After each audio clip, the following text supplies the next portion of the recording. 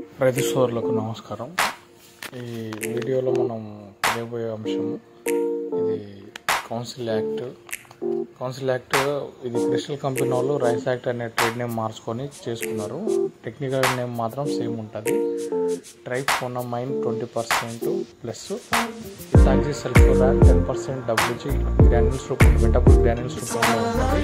90 grams to 100 grams per acre చొప్పున దీన్ని మనం చల్లుకోవాల్సి వస్తుంది. ఇది పోస్ట్ ఎమర్జెన్సీ హెర్బిసైడ్ అనేది మనం ఎటు తిరిగి మనం వరి చేను నాటుకున్న తర్వాత నాటుకున్న 15 నుంచి 20 రోజుల కాల వ్యవధి నుంచి మనం చల్లుకునేది ఉంటుంది.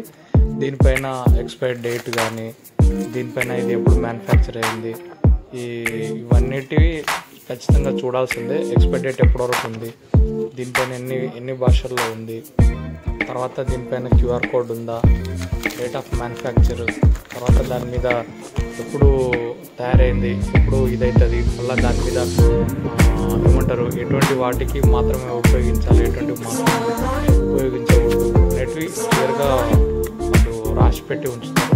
ఇలాంటివన్నీ చాలా జాగ్రత్తగా తీసుకొని ఉండాల్సిందే. ఇవన్నీ చాలా జాగ్రత్తగా అబ్జర్వ్ చేసి రైతులని వాళ్ళు దీన్ని చాలా జాగ్రత్తగా ఉపయోగించి చేనులలో చల్లుకుంటే బాగుంటుంది. దీని యొక్క ప్రభావం అనేది కూడా మంచిగా పనిచేస్తుంది. అట్లాంటివన్నీ చూసుకోకుండా డైరెక్ట్ మనం కొట్టేస్తే మళ్ళీ నష్టం జరుగుతుంది.